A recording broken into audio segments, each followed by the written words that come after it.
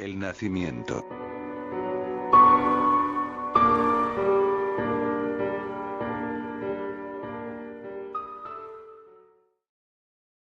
Corría el verano del 1966, el más caluroso del que se tenía registro en aquella zona.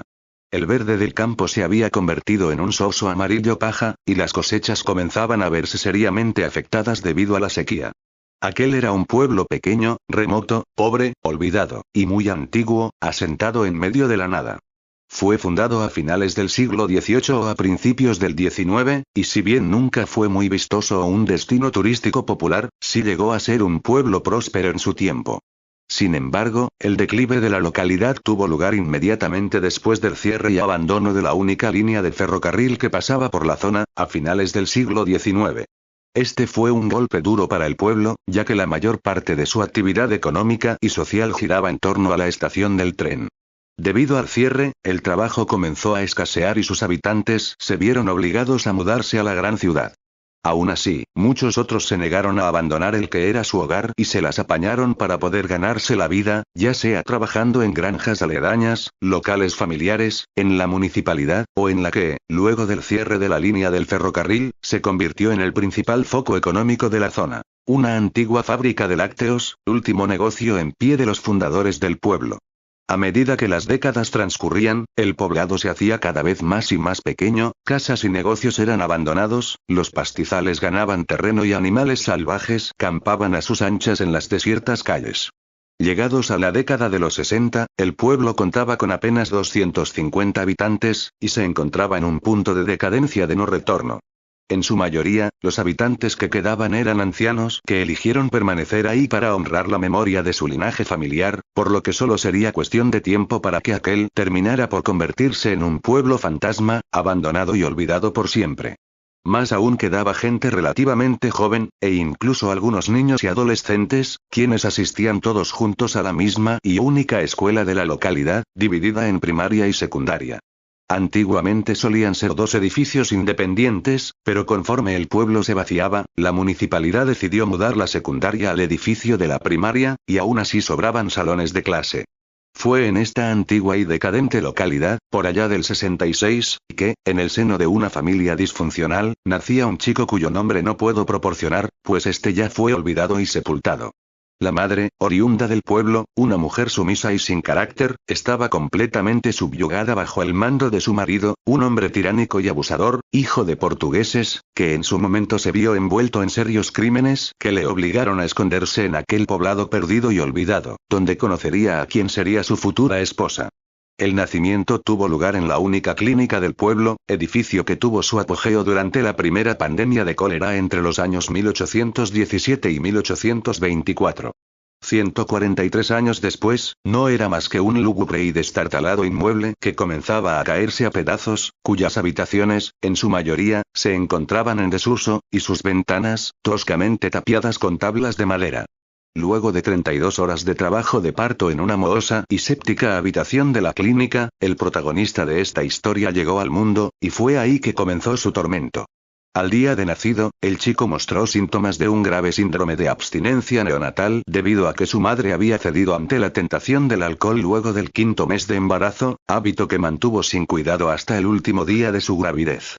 Si bien los doctores y enfermeras tuvieron la intención de trasladar al neonato a un hospital decente en la gran ciudad, sus padres se negaron con rotundidad y permanecieron firmes en su decisión, bajo la excusa de que muy probablemente su hijo no soportaría un viaje tan largo, y de que confiaban plenamente en el personal médico del pueblo, mas en realidad, sin necesidad de comunicárselo entre ambos con palabras, madre y padre tenían la esperanza de que, si conseguían mantener a su hijo en aquella vieja clinicucha, cabía la posibilidad de que el niño muriera y se lo quitasen de encima, pues había sido concebido por accidente.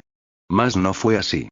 Una semana estuvo el chico bajo cuidados intensivos en la clínica, pero logró salir adelante, y los padres camuflaron su mutua desdicha bajo lágrimas de felicidad. Los doctores dieron de alta a la familia bajo un estricto tratamiento que el niño debería llevar durante sus próximos 6 meses de vida, pero que ningún progenitor se dignó a seguir. Entonces la pareja llevó al niño al que sería su nuevo hogar, una pequeña y deplorable casucha de cemento ennegrecido tras décadas y décadas de nulo mantenimiento, a las afueras del centro de la ciudad, rodeada de casas en su mayoría abandonadas y de pastizales altos y secos. Marido y mujer, ella con su hijo en brazos, caminaban bajo el ardiente sol de verano sobre la calle, si bien de asfalto, ahora cubierta por varios centímetros de tierra.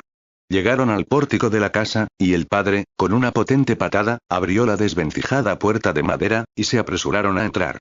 La madre dejó al chico sobre el lecho matrimonial, y temblando se dirigió hacia su esposo, quien se hallaba en el comedor, echando humo.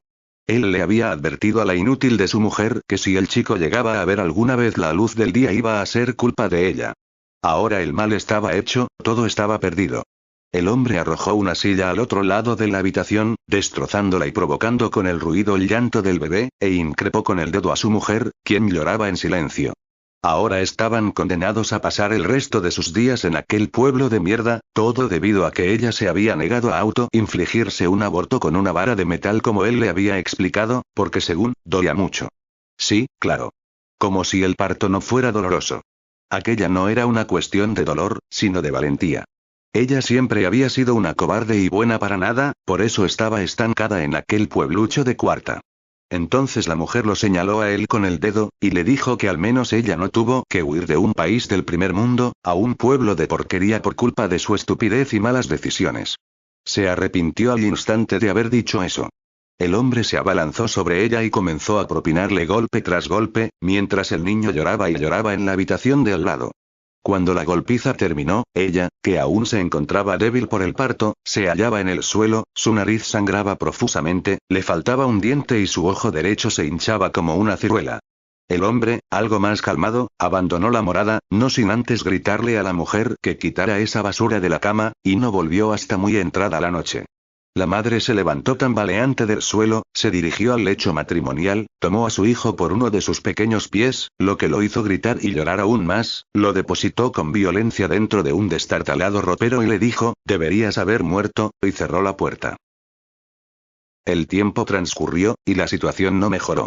Si bien el chico contaba con apenas 3 años de edad, sus padres solían dejarlo todo el día en el desértico y caluroso patio trasero, usualmente encadenado a la cerca para evitar que intentara entrar en la casa, o se escapara.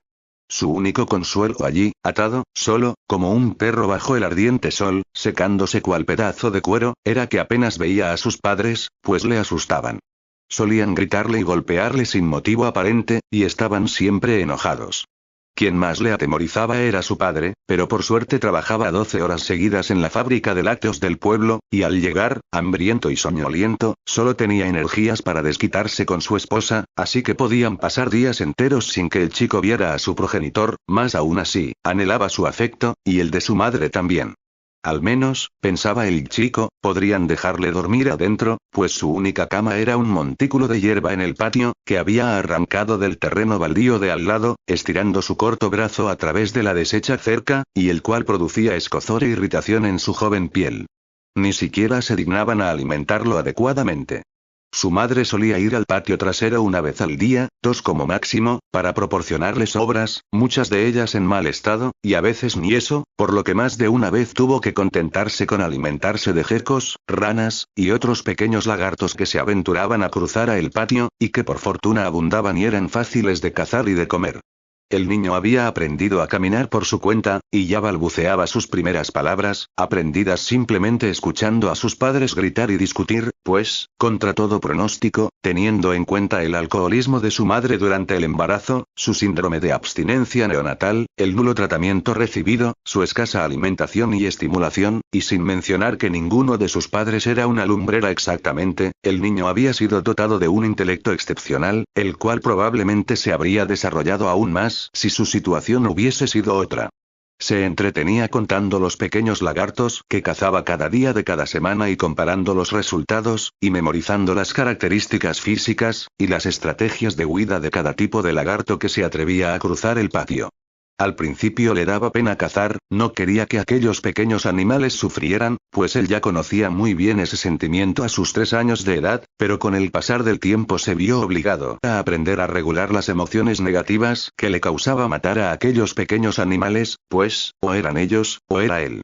Aquella tarde, una particularmente calurosa, el chico tuvo que ponerse a resguardo del terrible sol bajo la sombra del destartalado cobertizo del patio, mas la soga que lo mantenía atado a la cerca no era lo suficientemente larga como para permitir que todo su cuerpo se resguardara de los rayos solares, solo su cabeza y parte de su pecho, mientras que el resto de sus miembros se insolaban como hormigas bajo la lupa. Se hallaba tirado sobre el pasto, casi tan seco como su boca, bañado en sudor, sintiéndose mareado y con náuseas. No tenía hambre a pesar de que su madre no le había traído las sobras del almuerzo aquel día. Gecos y ranas iban y venían por el jardín, pero el chico no se molestaba en darles caza. Su corazón iba a 1000 por hora y todo a su alrededor daba vueltas a pesar de que él se hallaba acostado. Se asustó y comenzó a llorar con la esperanza de que su madre lo escuchara y lo asistiera. Y si bien sí lo oyó, el chico rápidamente entendió que el tiro le había salido por la culata, pues al escuchar los gritos de su furibunda madre seguidos de un portazo y fuertes pasos que se acercaban a él, supo que se había metido en problemas.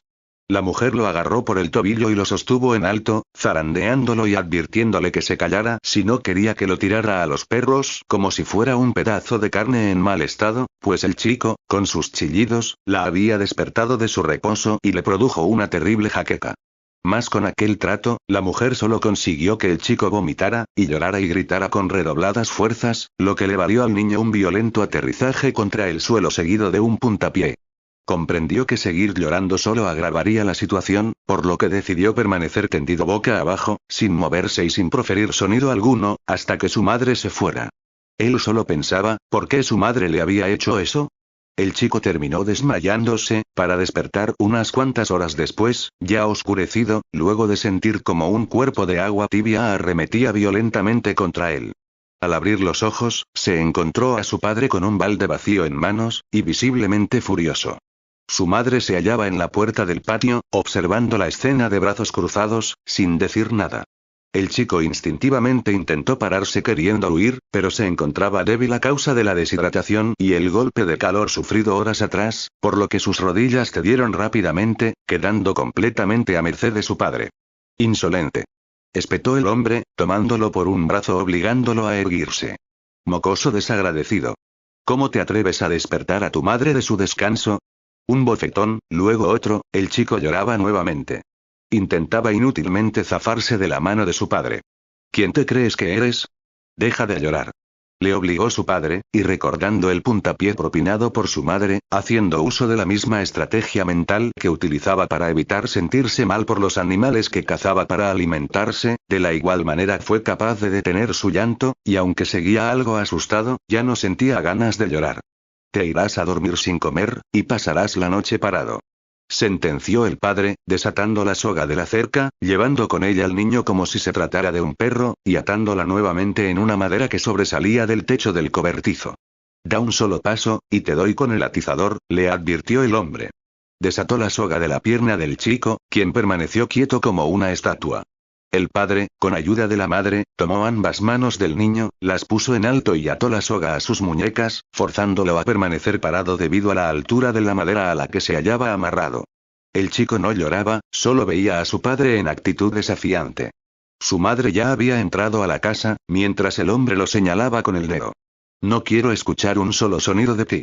Si me llegas a despertar, luego de 12 horas de trabajo, sufrirás consecuencias peores que esta, dijo en tono más calmo.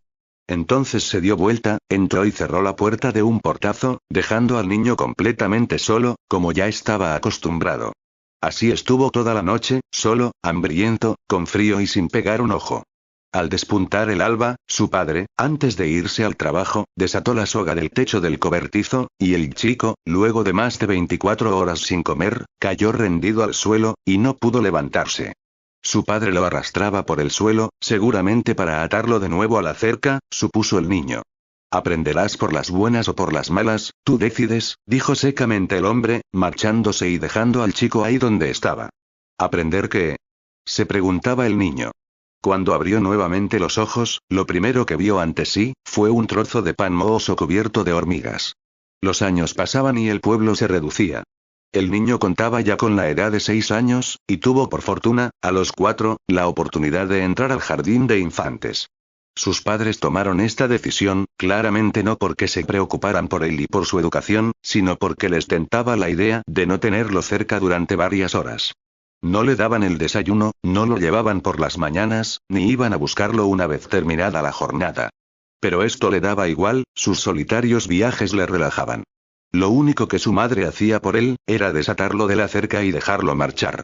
Al principio el chico se quedaba dormido, por lo que su madre debía ir a levantarlo, pero con el pasar de los días aprendió que debía estar bien despierto cuando su madre llegara para desatarlo a las 7, porque de lo contrario la mujer lo despertaría con uno de sus famosos puntapiés.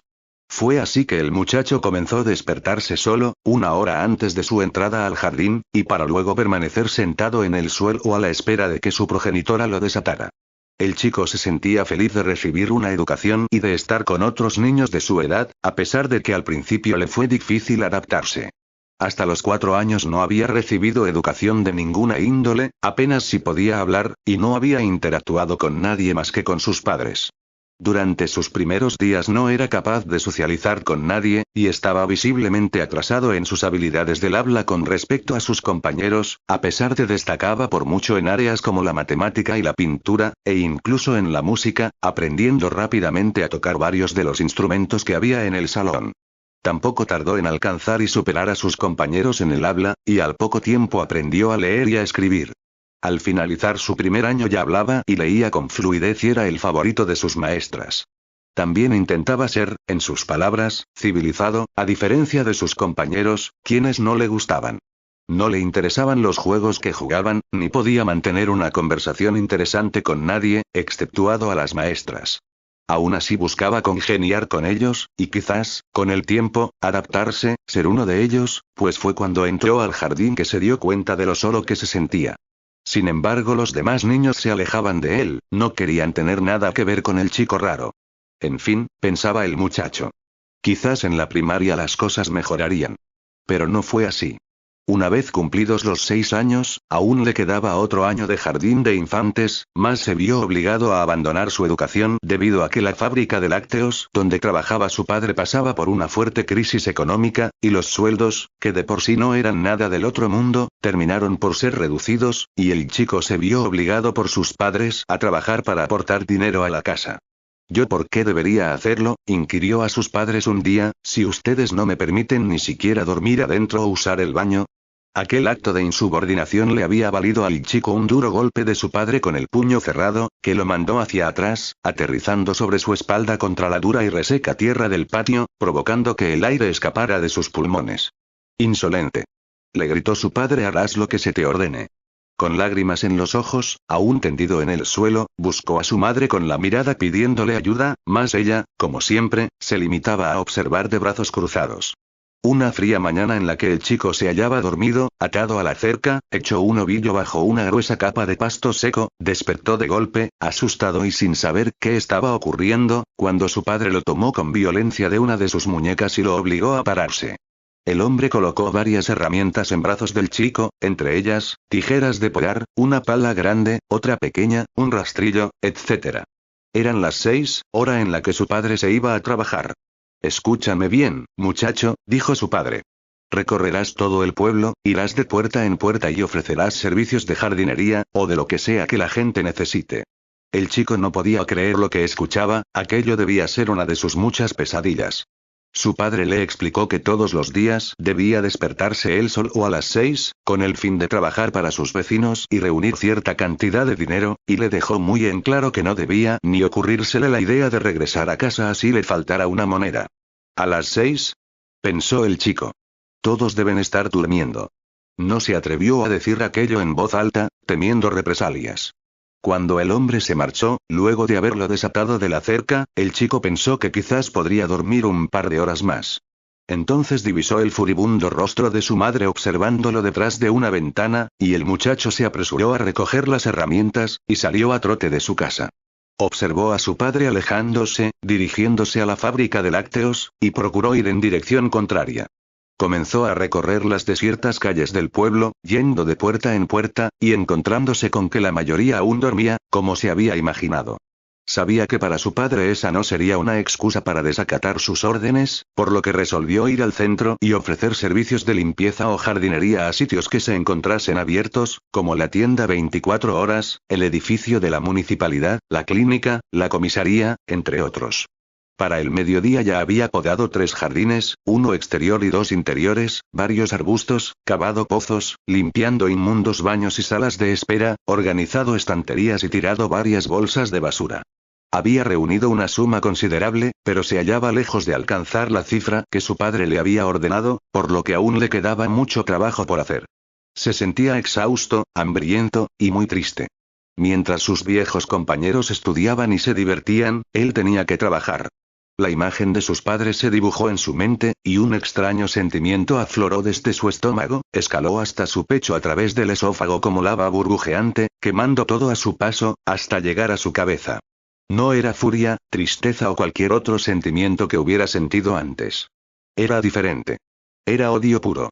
Pero no el tipo de odio que cegaba, sino el que empujaba e incentivaba a la determinación de cumplir un objetivo, una acción extrema contra la raíz de aquel odio.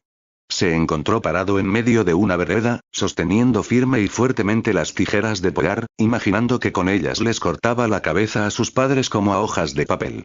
Primero a su padre y luego a su madre. Eso se sentía bien. Se había cuidado prácticamente él solo todos esos años, ¿qué más daba si sus padres morían? Se deleitaba imaginándose a él mismo, pateando las cabezas cercenadas de sus padres como a pelotas de fútbol, partiéndolas contra la piedra como si fueran cocos. Entonces aquel sentimiento comenzó a bajar de nuevo hacia su estómago, donde se hizo cada vez más pequeño hasta que desapareció por completo, y cesó el flujo de pensamientos sangrientos. Tomó el resto de sus herramientas, y se dispuso a trabajar para los habitantes del pueblo, ya todos despiertos. Fue de puerta en puerta preguntando por cualquier trabajo que pudiera hacer, ya sea dentro de la casa o en el jardín. Algunos alegaban que no necesitaban ningún servicio por el momento, otros ni siquiera se dignaban a abrir la puerta, mas si había gente aceptaba sus ofrecimientos. Siguió podando césped, arbustos y árboles, limpiando, organizando cosas, etc. Algunos lo trataban mal, otros lo ignoraban, dirigiéndole la palabra solamente para ordenarle que hiciera algo, pero unos pocos sí eran buenos con él.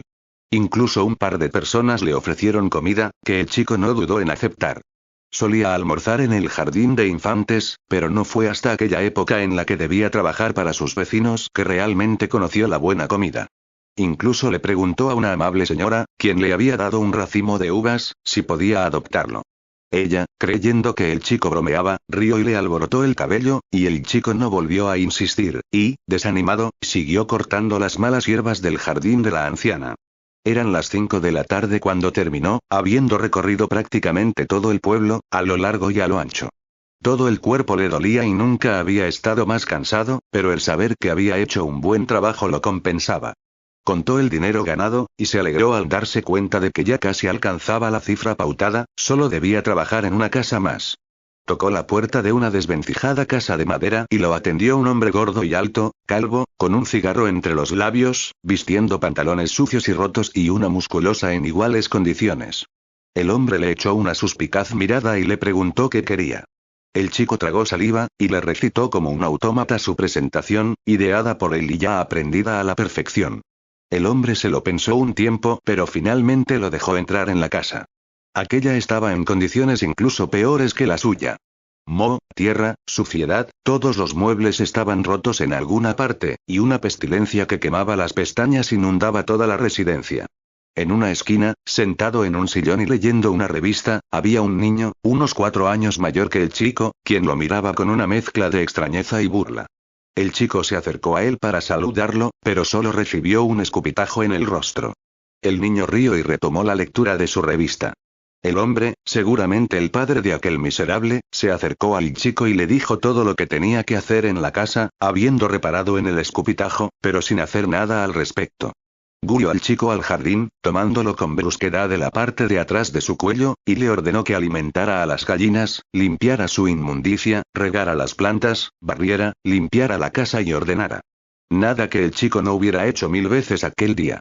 Ya estaba terminando de limpiar el suelo de la cocina, cuando el niño que le había escupido en el rostro hacía rato se acercó a él con un pequeño perro en manos, que sostuvo en el aire y comenzó a orinar en el suelo. El niño rió ladinamente, le dijo que debía limpiar otra vez, y se fue corriendo. El chico, con lágrimas en los ojos y con aquel sangriento sentimiento amenazando con brotar nuevamente desde sus entrañas, se puso manos a la obra. Al terminar, se dirigió al hombre, quien bebía una cerveza en el jardín. Satisfecho de sí mismo, alzó su mano derecha esperando recibir algunos billetes, se sorprendió al ver sobre su palma una moneda de 1 centavo. Estuvo a punto de reclamar por aquella injusticia, pero se vio interrumpido por la estridente risa del hombre. «Billy», gritó él, y el niño bastardo apareció en escena. «Sácalo de aquí, Billy». «Ya terminó», le ordenó. Billy, con una malévola sonrisa en su rostro, tomó al chico por el cuello de su camisa, casi arrastrándolo por la casa, abrió la puerta de entrada y lo empujó afuera, haciéndolo caer al suelo. Billy se abalanzó sobre el chico, quien intentó inútilmente quitárselo de encima. Billy metió una mano en el bolsillo derecho del chico, y tomó el fajo de billetes que tanto le había costado ganarse. Billy se apartó de él, le sacó la lengua y, enseñándole a modo de burla el fajo de billetes, se metió en la casa. El chico, a lágrima viva, comenzó a golpear la puerta pidiendo por favor de regreso su dinero, pues si no se lo daba a su padre, iban a castigarlo severamente. Cuando la puerta se abrió nuevamente, no se encontró con Billy, sino con el padre. Pensó que quizás le había quitado el dinero a su hijo para devolvérselo, pero no fue así. El hombre sujetó al chico por su muñeca y comenzó a zarandearlo. «¿Cómo te atreves? ¿Quieres destrozar mi puerta acaso?» El chico lloraba y negaba con la cabeza, sin poder articular palabra. «Yo sé quién eres tú, mocoso sinvergüenza. Eres el hijo del portugués. Pagarás caro esta insolencia», gritaba el hombre. «Su hijo robó mi dinero». Lloraba el chico, pero el padre de Billy, quien terminó por soltarlo, hacía caso omiso a sus reclamos. Temiendo algo peor, el chico se apresuró a tomar las herramientas de trabajo y se fue corriendo a su casa, mientras el hombre soltaba amenaza tras amenaza. Seguro que su padre podría arreglar aquella situación, seguro que entendería. Pero no fue así. Al regresar el chico a casa, y encontrar su padre que había vuelto sin 1 centavo encima, le propinó tal golpiza que sus gritos resonaron por todo el campo. La cosa no mejoró cuando, 20 minutos después, el padre de Billy se presentó en la casa, alegando que el chico había intentado tirar abajo su puerta. Ambos padres acordaron que el chico, a partir de ahora, debería pagar su insolencia trabajando recurrentemente en la casa del padre de Billy sin remuneración, como una forma de pagar por su desfachatez. Aquello, sumado a la carga de trabajo que debía realizar todos los días para suplir la escasa paga de su padre, y aunado a que durante toda la semana siguiente debió alimentarse exclusivamente de lagartijas y otros pequeños animales para no morir de hambre, fue el caldo de cultivo perfecto para la formación de una terrible cólera, creciendo y desarrollándose más y más con el pasar de los años. Cualquiera lo bastante observador, podría haberse dado cuenta fácilmente de que un niño de 9 años espiaba el salón de clases desde el otro lado de la ventana, la cual por fortuna se hallaba abierta. Aquella era una ventaja, pues, al chico le resultaba más fácil entender lo que las maestras de la primaria enseñaban a sus alumnos, si lograba escucharlas. Espiar las clases de la primaria se había convertido en parte de la rutina diaria del chico, quien no podía permitirse estudiar en ella debido a que no había terminado el jardín de infantes, y por culpa del trabajo. Cada día hábil sacrificaba una valiosa hora de labor para dedicarse al estudio aunque no se encontrara dentro del salón de clases, a diferencia de varios quienes fueran sus viejos compañeros del jardín. Por suerte nunca lo habían descubierto, ni maestras, ni otros niños. Si así fuera, el chico estaba seguro que lo echarían a patadas inmediatamente. Una de las cosas que el muchacho, de tan solo 9 años, más anhelaba, además padres cariñosos y comprensivos, era estudiar, ser un niño normal, no tener que trabajar para otros. Odiaba especialmente trabajar para el señor Ascencio, hombre tiránico y abusador, padre de Billy, un niño de 13 años que, junto con su banda, se dedicaba a hacer la vida del chico más difícil de lo que ya era. Ya llevaba 3 años trabajando todos los días sin parar, y eso se notaba en sus ojos, en su mirada perdida, en su aspecto envejecido, en sus hombros caídos, en su desesperanza, y en aquel extraño sentimiento de odio irrefrenable que por momentos le atacaba, y que le impulsaba a hacer cosas terribles, pero que no pensaba llevar a cabo nunca, pues no era una mala persona, y no deseaba serlo. Solo quería una vida normal, y eso era todo. ¿Tan difícil era? Llevaba los últimos 20 minutos dándole vueltas a estos pensamientos, por lo que apenas si había estado prestado atención a lo que las maestras decían. Ni siquiera se dio cuenta de que la campana había sonado, hasta que vio a todos los niños levantarse de sus asientos y recoger sus cosas. Antes de que cualquiera reparase en él, se agachó, tomó sus herramientas y salió a gachas del terreno de la escuela, pasando por debajo de una tabla suelta de madera de la cerca. Fue entonces que se dispuso a continuar con sus labores diarias. El chico ya era conocido por prácticamente todo el pueblo luego de 3 largos y horribles años de trabajo ininterrumpido. Daba igual que hiciera un frío glacial, calor abrasador, o hubiera tormenta, el muchacho debía trabajar, incluso los fines de semana. Aquel día podó, regó, limpió, organizó estanterías, en fin, lo de todos los días, y dejó la casa del señor Ascencio para el final. Se encontraba de cuclillas, limpiando la inmundicia del gallinero, cuando notó un pie ejerciendo presión sobre su espalda, obligándolo a postrarse en el suelo. Era obvio que se trataba de Billy, y muy seguramente el señor Ascencio observaba divertido. «Óyeme, marica», le dijo Billy. «Hoy te vi salir de los terrenos de la escuela». Billy estudiaba en la secundaria, la cual compartía edificio con la primaria. «¿Qué estabas haciendo ahí, imbécil? ¿Aprender a leer?», se burló él. «Ni siquiera terminaste el jardín de infantes, eres más tonto que una mata de habas». El chico no replicó, decidió a esperar a que Billy se aburriera y lo dejara terminar su trabajo en paz. Había aprendido que cualquier forma de defensa contra aquel abusador conllevaba consigo un terrible castigo. «Habla. ¿Tampoco sabes hablar, acaso?». Billy hundió aún más su bota en la espalda del chico, quien profirió un gemido de dolor mientras el aire abandonaba sus pulmones, y aquel sangriento sentimiento de profundo odio amenazó con inundar nuevamente su pequeño cuerpo, pero se obligó a contenerlo. «Quítame el pie de encima», le pidió el chico con el tono más autoritario del que fue capaz, lo que hizo enojar a Billy. «¿O si no qué?», indagó él. «¿Le dirás a tu mamá? ¿A tu papá? ¿Acaso te gusta que te dejen sin comer por días?». «Con gusto te hago comer la mierda de las gallinas», dijo, empujando con su mano la cabeza del chico contra el suelo del gallinero. El sentimiento de odio colmó su ser a una velocidad vertiginosa.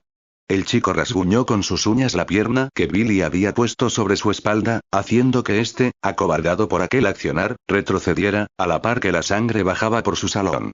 El chico se levantó, y aquel sentimiento de odio lo abandonó tan rápido como había aparecido, y se arrepintió de lo que había hecho.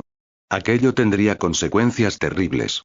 Esperaba a que Billy se pusiera a llorar y a llamar a su padre como un niño pequeño, pero no fue así. En su lugar lo señaló con el dedo y le dijo que se las pagaría. Sin más, entró a su casa y no volvió a molestar. El señor Ascencio tampoco hizo acto de presencia, por lo que el chico pudo terminar su trabajo en paz, sin pensar mucho en la amenaza que Billy le había hecho.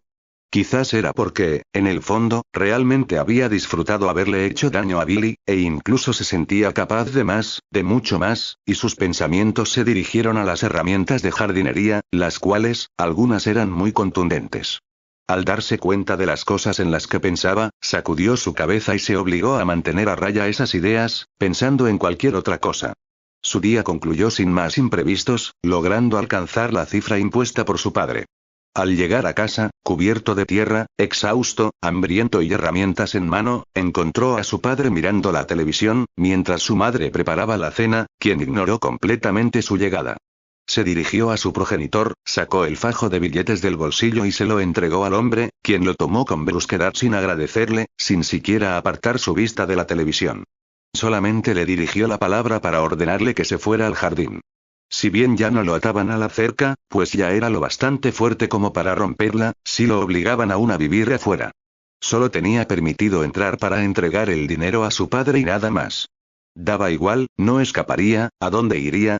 Aquella noche cenó una pequeña porción de fideos, a los cuales le quedaba aún varios minutos de cocción, acompañados de lagartijas y ranas, los que no se comió inmediatamente después de cazarlos, sino que primero se dedicó a destrozar los cadáveres con herramientas, piedras y sus propias manos, regodeándose con la idea de que aquellos pequeños animales se trataban de su padre, su madre, Billy, y el señor Ascencio. Al día siguiente, como ya era costumbre, volvía a espiar las clases de la primaria, y la ventana tras la cual observaba se encontraba abierta. En aquella oportunidad, la maestra enseñaba a sus alumnos acerca de la Segunda Guerra Mundial, finalizada hacía 30 años. Aquella le resultaba al chico una clase magistral, y deseaba fervientemente realizar sus propios estudios al respecto. Tan cautivado estaba que no le prestaba atención a nada más que al pizarrón y a la voz de la profesora, ignorando completamente su entorno y descuidando incluso su posición del otro lado de la ventana, arriesgándose a que alguien dentro del aula reparara en su presencia. Quiero ser historiador, dijo el chico para sus adentros. Si no hubiera estado tan absorto en la clase, se habría dado cuenta de que un grupo de 4 personas, liderado por Billy, se acercaba a él. Mocoso! Gritó Billy, y el chico, sobresaltado, se paró, y pudo notar por el rabillo del ojo que la maestra lo había advertido. Todo había terminado. Su escondite había sido descubierto, su único bastión de luz en medio de aquella opresora oscuridad que era su vida se había desmoronado. De ahora en adelante, todos en el aula prestarían especial atención a las ventanas, y aquellos matones sabían dónde se ocultaba. ¿Qué le harían? Millones de espinas de angustia se formaron en su pecho, como si de cristales de hielo en una fruta se trataran, para luego derretirse, dejándola desfigurada e irreconocible. Todo el salón de clases lo observaba con atención, los niños se agrupaban del otro lado de la ventana, y delante de sí tenía a su archienemigo escoltado por otros 3 adolescentes de la misma edad, quienes no se veían amistosos. Billy le dio un empujón al chico, quien cayó al suelo, y, a 4 patas, escapó de la escena lo más rápido que pudo, cual gato escapando de perros hambrientos, pasando por debajo de la madera suelta de la cerca, dejando atrás sus preciadas herramientas de trabajo, a la maestra gritando cosas que no lograba entender, y a la banda de Billy, la cual ya había saltado la cerca y comenzado a perseguirlo. Los 4 adolescentes eran bastante más altos que él, mas el chico estaba en buena condición física gracias al trabajo, y era ligero. Había posibilidad de perderlos si corría rápido. Huía y huía de ellos, mientras Billy le soltaba improperios y dejaban atrás el centro del pueblo. ¿A dónde podía ir? ¿A su casa? Dudaba que sus padres lo dejaran entrar para ponerse a salvo. ¿A la casa de alguna de las personas para quienes trabajaba, y que lo trataban bien? Aquella era una buena posibilidad, pero probablemente la banda lo atraparía antes de que incluso le abrieran la puerta. Sus perseguidores estaban cada vez más cerca, y las piernas del chico comenzaban a flaquear. Dobló de imprevisto en una esquina, escuchó a varios perros callejeros ladrar, y a los chicos reír y burlarse de él. Era obvio que lo alcanzarían. Si bien había sufrido golpizas anteriormente, muchas de ellas por mano de su propio padre, nunca antes había contemplado la posibilidad de lo asesinasen, hasta aquel momento. Lo siento, Billy. Gritaba el chico intentando contener las lágrimas, sin dejar de correr. Temía que le hicieran lo peor. Billy, por favor déjame. Lo siento.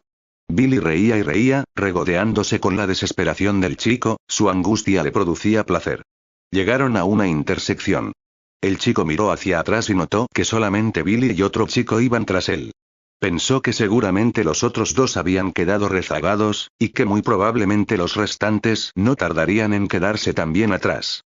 Su alma se hizo de plomo al voltear a ambos lados, y percatarse de que, uno por la izquierda y otro por la derecha, los demás miembros de la pandilla corrían hacia él. No tuvo más alternativa que ir hacia adelante, pues lo tenían rodeado. Con un perseguidor a cada lado y 2 atrás, lo obligaban a seguir una trayectoria rectilínea.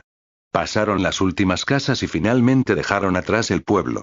Corrían por la seca espesura del campo, llanura y llanura hasta donde alcanzaba la vista, no tenía lugar en el que esconderse. Tan asustado estaba que no podía gritar, llorar, ni siquiera pensar, todas sus energías estaban invertidas en sus piernas. Divisó a lo lejos una densa franja de árboles, y se dirigió a ella lo más rápido que su cuerpo se lo permitió. Al entrar en la espesura, lo primero que escuchó fue la fuerte corriente de un cuerpo de agua, y supo que todo estaba perdido. Empapado de sudor, atravesó el bosque, y se detuvo en seco al dar con la orilla de un corrientoso y profundo río. Al otro lado, más campo. El chico no sabía nadar, si intentaba cruzar el canal a nado, probablemente la corriente se lo llevaría y moriría ahogado. Divisó a sus perseguidores, trotando y riendo entre los árboles, y rápidamente se dispuso a escalar uno, pero fue en vano, no tenía la suficiente fuerza en sus brazos. Aferrándose a una rama e intentando subir los pies a ella, sintió como varios pares de manos lo jalaban de las piernas y lo arrojaban al suelo, y no se molestó en levantarse. Los 4 matones lo tenían rodeado. Era el fin. Te dije que me las pagarías, idiota, dijo Billy, y todos se abalanzaron sobre él. Una implacable lluvia sin final de golpes y patadas arremetía contra el cuerpo del chico. En los brazos, las piernas, la cabeza, las costillas, la espalda. El chico gritaba y lloraba de dolor, implorando clemencia, mientras sus verdugos se burlaban de él.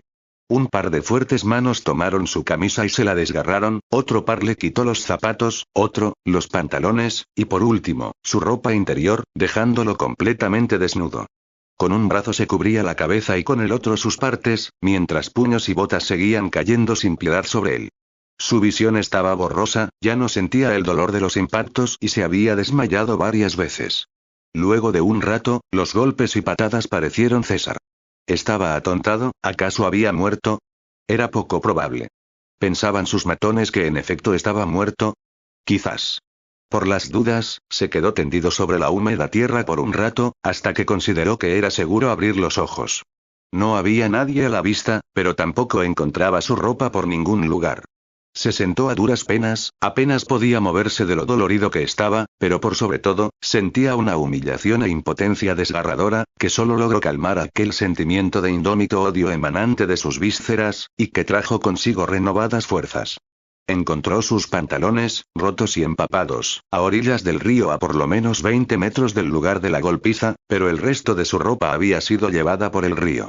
Se dispuso a volver a casa, cojeando y con innumerables moretones floreciendo bajo su piel. No se molestó en ir por dentro de la casa para ir al jardín, sino que accedió a este, con mucha dificultad, pasando por encima de la cerca desde el terreno baldío de al lado. No tenía ganas de que su madre lo castigara por haber perdido el dinero, que seguramente se lo habrían robado al quitarle los pantalones, y las preciadas herramientas. Ya se encargaría de eso su padre. Se acostó sobre su lecho de pastizales secos, y completamente derrotado, lloró hasta quedarse dormido. Lo despertó su padre apenas llegar del trabajo, más furioso que nunca. Las herramientas no estaban, el chico había perdido casi toda su ropa, no tenía el dinero, y sabía que no se había presentado a trabajar en casa del señor Ascencio. El chico intentó explicar a su padre lo que había pasado, pero fue inútil. Al hombre no le importaba que 3/4 partes de la piel de su hijo estuvieran moradas. Lo tomó de un brazo, y sin reparar en los gemidos de dolor del chico, lo llevó a la cocina sin decir nada, mientras la madre los seguía de brazos cruzados. El muchacho observó la punta del atizador, casi al rojo vivo descansando sobre la llama de una de las hornallas del horno, e inmediatamente supo lo que le ocurriría. Quiso correr, pero sus heridas no se lo permitieron. El hombre lo estampó contra el suelo de la cocina, inmovilizándolo con su bota, tomó el atizador y presionó la punta entre los omoplatos del chico. Nunca se habían escuchado gritos tan desgarradores en el pueblo hasta aquella noche. El muchacho se retorcía en el suelo, intentando escapar del atizador, de aquel infernal dolor, pero era en vano. «Mamá». Lloraba el chico. «Mamá, mamá, ayúdame». Pero ella no le hacía caso. Finalmente el atizador se despegó de su espalda, dejando tras de sí una quemadura de 2º grado. «No me importa que hayas perdido tus herramientas», le dijo su padre. «Seguirás trabajando. No sé cómo, pero lo harás». Tomó al lloroso chico de su tobillo desnudo y lo arrojó al patio. El muchacho no se levantó, no cazó, ni lloró. Aquel día algo había comenzado a cambiar irremediablemente en él, y ya no le quedaban lágrimas. 2 semanas pasaron de la terrible golpiza llevada a cabo por Billy y sus secuaces. El chico, si bien no podía evitar a su archienemigo debido a que trabajaba en su casa, sí había estado evitando con éxito a la pandilla de matones, quienes, el chico estaba seguro, con gusto lo atacarían nuevamente si les diera la oportunidad. Con su escondite de atrás la ventana del aula expuesto, ya no se atrevió a volver a espiar las clases de la primaria, como fervientemente deseaba hacer. Estaba claro que preferiría 1000 veces estar dentro del salón de clase con los demás niños, pero eso era más de lo que el chico se atrevía a desear. Un buen día, saliendo de la casa de uno de sus vecinos luego de ganarse una buena paga por pintar la cerca de su jardín trasero, se encontró, bajo un pequeño puente de piedra que pasaba por encima de un angosto cauce de río, de no más de 1,5 metros de ancho y ya seco hace muchos años, a un niño de su misma edad, de espaldas a él, abalanzado sobre algo que no alcanzaba a ver. Al notar sus pies descalzos, su ropa raída y sucia, su rubio, largo y seco cabello y su sombrero de paja, se dio cuenta de que se trataba del bribón del pueblo. Rara vez se dejaba ver, pero cuando lo hacía, solía robar a las ancianas, lanzar piedras a ventanas y aves y pinchar las ruedas de los autos. Sin embargo, los habitantes del pueblo solían dejarlo en paz, ya que despertaba en ellos un sentimiento de lástima, pues el niño era huérfano y no tenía hogar. Nadie sabía su nombre, nadie sabía de dónde había venido o qué había ocurrido con sus padres. Había todo un halo de misterio alrededor del bribón, los demás niños le temían y los adultos lo echaban a escobazos como a un perro si se acercaba mucho a su casa, aunque el chico nunca había entendido por qué. Sentía curiosidad por ver qué estaba haciendo el bribón, y bajó de un salto al cauce del río. Sin mediar palabra, típica actitud en niños pequeños, se acercó al bribón, y pudo ver que aquello sobre lo que el niño se encontraba abalanzado era un famélico perro agonizando bajo el terrible sol, mientras el bribón lo picaba con un palo. ¿Qué haces con el perro? Le preguntó el chico, curioso. El bribón lo miró con detenimiento, entornando sus ojos azules, arrugando la pecosa y sucia piel de su nariz. Estoy esperando que se muera. Le confesó el bribón. Llevo 2 horas aquí esperando. Lo remataría yo mismo, pero me dejé mis herramientas en mi guarida, y si voy a buscarlos, temo que me lo quiten. La carne de perro sabe a pollo, ¿sabes? Aquel chico era raro, pero parecía agradable. Yo nunca probé pollo, dijo el chico. Yo solo una vez, añadió el bribón. Pero solo porque se lo robé, vivo, a una señora despistada. Pero muchas veces comí perro. Más bien, creo que el pollo sabe a perro, ¿sabes? Muérete ya que tengo hambre. Le gritó el bribón al perro con su estridente voz. ¿Tú quién eres? ¿Por qué me hablas? No lo sé, respondió el chico. No soy nadie. Solo tenía ganas de hablar y ver qué hacías. ¿Tú comes perros? Yo como ranas y lagartijas porque mis papás no me dan de comer, le confesó el chico. Al menos tienes papás, dijo el bribón, picando al perro. Yo no los tengo. No sé si alguna vez los tuve. No los recuerdo, ¿sabes? Quizás están muertos, quizás se perdieron, quizás me perdí yo, quizás me arrojaron al río, no lo sé, ¿sabes? Propuso el bribón. Es raro que a mí no me hayan lanzado al río. Opinó el chico. Mis padres me odian, pero nunca supe por qué. Mi padre siempre me golpea, apenas si me dan de comer, me hacen trabajar y vivir en el patio, confesó el chico. El bribón estaba tan inmerso en aquella conversación que no se había dado cuenta que el perro ya había muerto. Seguía picándolo, sin pensar en lo que hacía. Eso no se oye agradable, exclamó él. Supongo que no tener papás tiene sus beneficios, ¿sabes? El chico escrutó el rostro del bribón con atención. Hago lo que quiero, digo y canto lo que quiero, voy a donde quiero cuando quiero y nadie me dice nada. Soy libre, ¿sabes? ¿A ti te gustaría ser libre como yo? El chico se lo pensó. Miró al bribón, sus ropas holgadas, sucias y andrajosas, su pelo seco y largo hasta por debajo de los hombros. Presentaba un aspecto muy desalineado. Sus padres, al menos, de cara al público cuando debían ir al centro, se aseguraban de presentar los tres un aspecto decente y procuraban que comiera para evitar que se desmaye del hambre, pero los beneficios llegaban hasta ahí. ¿Estaría mejor sin padres? Él sabía cuidarse solo. Si se los quitaba de encima, su vida mejoraría. ¿Pero a dónde iría? ¿Qué haría? ¿Se la pasaría picando perros moribundos bajo los puentes? No estaba seguro, pero respondió con un seco quizás para no sonar grosero. Bueno, prosiguió el bribón. Avísame cuando lo sepas. Centró su atención en el perro nuevamente. Anda. El perro ya se ha muerto. Mejor me lo llevo antes de que se ponga malo, ¿sabes? Oye, por cierto, ¿cómo te llamas? Preguntó el bribón. El chico le dijo su nombre, y preguntó por el de él. Me llamo JN, pero no se lo digas a nadie, ¿ok? Respondió él, tomando el cadáver del perro en brazos. Prometido, dijo el chico. Ambos niños se despidieron y se fue cada uno por su camino. Algunos días después, el chico y JN volvieron a encontrarse. El chico llevaba a cabo su habitual paseo por el pueblo en busca de alguien que le diera trabajo, y el bribón derribaba pájaros de un raquítico manzano lanzándoles piedras con una puntería certera. El chico se acercó a JN y cuando éste reparó en su presencia, se saludaron como viejos amigos. Hola, ¿qué haces? Preguntó el bribón. Yo estoy cocinando, ¿sabes? El chico observó varios pajaritos muertos dentro de los raídos bolsillos del bribón. Estoy trabajando. Bueno, buscando a alguien que me dé trabajo, respondió el muchacho. No entiendo, ¿por qué trabajas? Preguntó JN con curiosidad, lanzando otra piedra. Mi padre trabaja en la fábrica de lácteos. Dice que la compañía está en crisis y que les han reducido el sueldo, explicó el chico. Por eso trabajo en lugar de ir a la escuela, para llevar dinero a casa. El bribón tomó del suelo a otro pájaro derribado, se lo metió en el bolsillo y miró al chico. Oh, lamento escuchar eso. Trabajar debe ser horrible. Por suerte yo nunca he trabajado, ¿sabes? Dijo el bribón. Bueno, yo trabajo desde los 6 años. Antes tenía herramientas, pero las perdí luego de que me dieran una golpiza la otra semana. Al escuchar aquello, apareció un extraño brillo en los ojos del bribón. ¿Golpiza? Ya veo. ¿Quién te ha pegado? Le preguntó él. Un grupo de 4 adolescentes liderados por un tal Billy, no creo que, decía el chico, pero JN lo interrumpió. ¿Billy Conban, el hijo del señor Ascencio? El chico respondió afirmativamente. ¿Lo conoces? Indagó él. Sí, contestó el bribón. Lo conozco bien a él, a su padre y a su séquito. Todos son tan tontos que no sabrían con qué lado de la linterna apuntar, ¿sabes?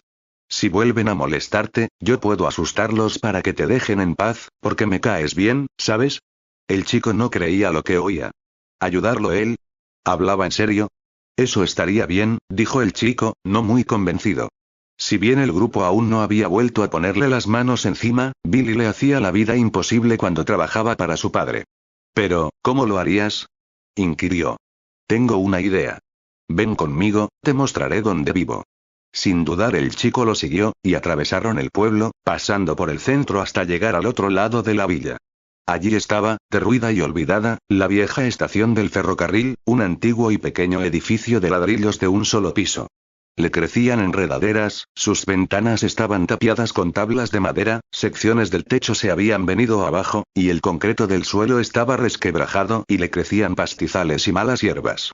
Ven, por aquí se entra, dijo el bribón, corriendo una tabla de madera apoyada contra la pared, que escondía tras de sí un gran agujero, lo bastante grande para que un adulto entrara por ahí. El chico siempre había visto la estación desde lejos, pero nunca se acercó a ella. JN entró en la estación, dejando solo al chico, quien luego de un rato de meditación, tragó saliva y siguió al bribón. Dentro, el hedor a humedad y carne en descomposición casi le produjo arcadas. Aquí vivo yo, dijo JN, y el chico observó todo a su alrededor. La habitación estaba llena de basura, platos y vasos rotos, comida podrida aquí y allá, una silla rota en una esquina, enredaderas en las paredes, el piso estaba cubierto de tierra, y quedaban varios cachivaches oxidados y cubiertos de telarañas de la época en la que el ferrocarril aún funcionaba. JN se sacó los pájaros muertos de sus bolsillos y los colocó en un cajón de madera depositado en el suelo debajo de una mesa. Más allá, la entrada a otra habitación, y al lado de esta, apoyado contra la pared, un contundente machete del mismo largo que el brazo del chico. Su hoja estaba manchada, aunque él no podía distinguir si se trataba de óxido o de sangre. Este es mi hogar, dijo el bribón. ¿Te gusta?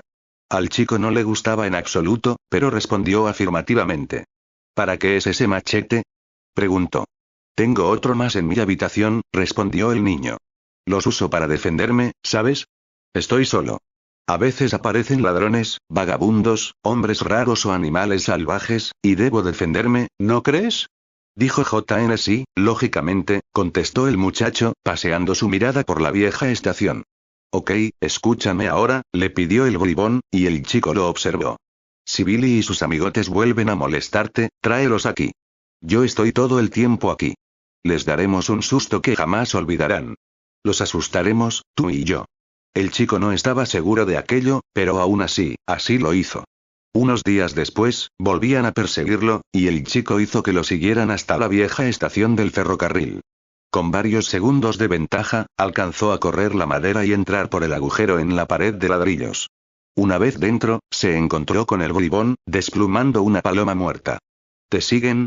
Le preguntó él, a lo que el chico le respondió afirmativamente. Ponte ahí, le ordenó JN apuntándole el umbral de la habitación adyacente a la que se encontraban. El bribón tomó algo que el chico no alcanzó a ver, y se escondió detrás de una pila de cachivaches. Entonces los 4 adolescentes entraron en tropel en la estación, y se dirigieron entre risas hacia el muchacho, que no tenía salida. Vas a morir, imbécil. Se regodeó Billy, sacando una navaja de su bolsillo. Entonces, de improviso y en medio de un estrépito, arrojando varios cachivaches tras de sí, salió JN disparado, empuñando su machete. A Billy no le dio tiempo de reaccionar. Antes de que se diera cuenta, el machete, manchado de sangre, se separaba del sanguinolento brazo, para enterrarse en su cintura y luego en su pierna. Sus amigos salieron corriendo de la estación, gritando de horror, y Billy, seguramente por obra de un subidón de adrenalina, corrió tras ellos, dejando un reguero de sangre por donde pasaba. El bribón, aún con el machete ensangrentado en mano, se asomó por el agujero en la pared y gritó: la próxima vez no tendrán tanta suerte. Entonces soltó el arma, se dirigió al chico, y con una sonrisa de oreja a oreja, le dijo: lo logramos. Entonces, el muchacho se dio cuenta de que también sonreía, y que aquel sentimiento de odio irrefrenable lo había colmado sin siquiera reparar en ello, y se sentía bien. Le gustaba la imagen de la sangre de su enemigo, derramada en el suelo de la estación abandonada. Aquel fue el inicio de la amistad entre el chico y JN. Finalmente, la vida parecía sonreírle, o al menos, eso creía el muchacho. Lo cierto era que, luego de una tempestad de magnitudes bíblicas, cualquier haz de luz solar, por delgado o efímero que fuere, resultaba sinónimo de esperanza. El chico estuvo bastante paranoico durante las semanas posteriores al ataque del bribón efectuado contra Billy, pues temía que alguno de sus amigos, o incluso Billy mismo, delatara a los dos niños implicados en el crimen. Ese sin dudar sería el final, al menos para el chico. Pero al parecer no fue así. Ignoraba si JN los había amenazado de cualquier manera sin decirle nada al chico o algo por el estilo. Quizás aquellos matones simplemente eran unos cobardes y no se atrevían a hablar. No podía saberlo, y tampoco le interesaba, pues todo había resultado a la perfección. Si bien Billy sobrevivió inicialmente al ataque, fue el tétanos del óxido del machete el que finalmente acabó con él, pues no estaba vacunado. Lo transfirieron de la clínica del pueblo a un hospital de verdad en la gran ciudad, pero no pudieron hacer nada. Billy nunca habló acerca de lo que le había ocurrido, y sus amigos se negaron rotundamente a testificar. Ellos junto con su padre, el señor Ascencio, fueron los principales sospechosos de haber efectuado el crimen.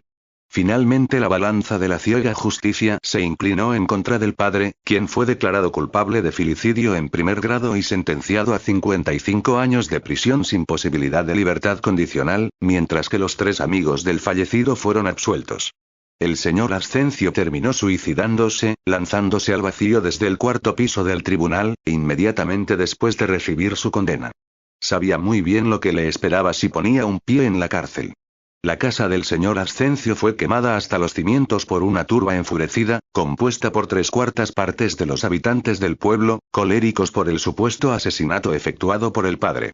El chico y el bribón observaron juntos cómo la casa fue consumida por las llamas, y divisaron a lo lejos a los amigos de Billy, derrotados, muertos de miedo, sin un líder que los guiase, y ambos niños se regodearon. Ninguno de aquellos matones volvió a ponerle un dedo encima al chico. Había vencido a sus enemigos, ya no tenía que trabajar para el señor Ascencio, y consiguió un amigo, quien le ayudó una noche a recuperar sus herramientas de trabajo. El chico le contó las circunstancias en las que las había perdido, y el bribón se ofreció para rescatarlas, alegando que muy probablemente la maestra que lo había visto aquel día tomó las herramientas del chico y las guardó en el galpón de la escuela. El chico le preguntó a JN cómo estaba tan seguro de eso, cómo sabía de la existencia de tal galpón, y el bribón le confesó que a menudo solía entrar de manera furtiva a la escuela durante las noches para robar comida, bebidas, entre otras cosas. Ambos amigos se reunieron durante la madrugada frente a la escuela, y entraron a ella pasando a través de una ventana que JN sabía que siempre dejaban abierta, en la azotea del edificio. El chico no pudo creer que se hallara en la escuela, lugar de deseos, los cuales eran tan profundos, que no se atrevía a compartirlos ni siquiera con su amigo. Se imaginaba que si algún día entraba a la escuela, sería para, sentado en su propio pupitre y rodeado de otros niños, oír a la maestra hablar acerca de todos aquellos temas tan interesantes que solía escuchar en su escondite tras la ventana. Mientras caminaban por los oscuros pasillos, el chico, que iba detrás de JN, lo detuvo, y le preguntó por qué lo ayudaba tanto. El bribón se limitó a responderle que lo ayudaba, porque ambos eran parecidos. ¿Parecidos en qué sentido?, se preguntó el chico para sus adentros. ¿En qué hemos sufrido? ¿O habla en términos de carácter? Creyendo que el bribón se refería a esto último, el chico le preguntó: ¿tú también sientes el odio? A lo que su amigo respondió: ¿qué es el odio? El chico, restándole importancia con un movimiento de su mano, le dijo: olvídalo, sigamos, y reemprendieron la búsqueda. Finalmente dieron con las herramientas del chico, guardadas en el galpón, en el patio de la primaria, tal y como el bribón le había asegurado. JN aprovechó para robar algo de comida de la tienda. El chico no se atrevió a hacer lo mismo, pues si sus padres encontraban algo, las consecuencias serían graves, así que se contentó con las herramientas. Salieron de la escuela como habían entrado, y, a la luz de la luna, se despidieron con la promesa de volver a verse pronto, y cada uno tomó su propio camino. Por la mañana, el padre del chico se hallaba visiblemente anonadado por la súbita aparición de las herramientas. El muchacho se limitó a decirle que las había encontrado finalmente, y el hombre se marchó al trabajo sin hacerle o decirle nada, lo que era poco usual. Fue así que el chico pudo por fin retomar la productividad anterior de su trabajo, sin imaginarse que muy pronto, junto con su nuevo amigo, comenzaría a hacer uso de otros métodos para ganar dinero. Corría el 78, los 80 estaban ya a la vuelta de la esquina, y a todos sorprendía el hecho de que aquel decadente pueblo aún se resistiera a ser abandonado, olvidado y borrado de todos los mapas. Si algún desdichado automovilista que, luego de haber recorrido 80 kilómetros a través de la interestatal, se abstuviera de seguir adelante, y en su lugar, se decidiera a aventurarse a doblar por la 47, una desierta y maltrecha carretera que pocos utilizaban, a la media hora de viaje, a través de campos descuidados y granjas abandonadas, se toparía con un delgaducho adolescente de 12 años, tirado a un lado del asfalto, asándose bajo la terrible luz solar. Cualquier persona decente, y quizás, poco avispada, detendría su vehículo y se bajaría sin dudar para auxiliar al chico, cayendo redondo en la trampa.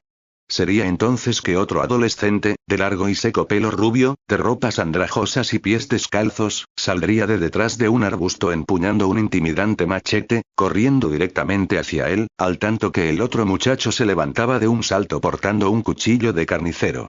Aquellos dos rufianes acercarían peligrosamente sus armas al cuello y abdomen de la víctima, obligándole a darles todo su dinero y demás pertenencias de valor, para luego dejarlo huir ileso, si se contribuía con ellos. Mas no se robarían el vehículo. No sabían conducir, ni siquiera andar en bicicleta. Pero si resultaba que, entre los objetos de valor se hallaba una bicicleta, podrían venderla fácilmente en el pueblo por buen dinero. Eran pocas las veces en las que los dos muchachos se veían obligados a herir a sus víctimas, pues éstas no solían mostrarse reacias a entregar sus cosas a aquellos granujas armados en aquel desamparado escenario. Sin embargo, en una ocasión en particular en la que sí se vieron forzados a hacerlo, se les salió de las manos. Quizás el sujeto confiaba excesivamente en sí mismo, quizás estaba loco, quién sabe.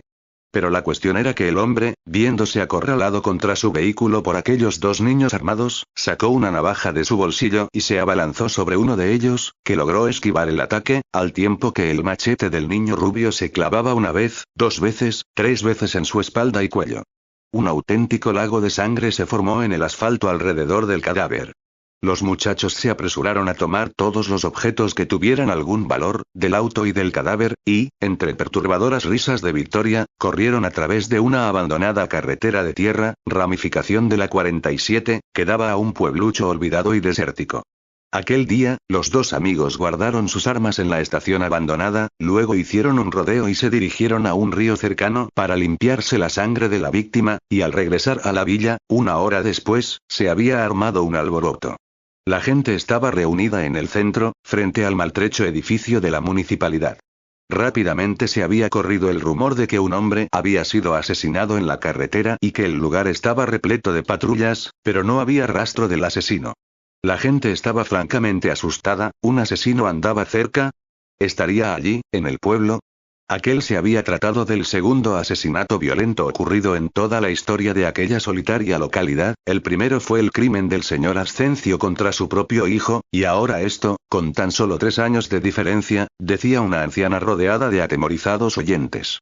El alcalde del pueblo en persona se mostró ante los habitantes, llamando a guardar la calma, que pronto se llevarían a cabo las investigaciones pertinentes, y que apenas las autoridades se pusieran en contacto con la municipalidad, se le notificaría a todos y se realizaría una asamblea vecinal.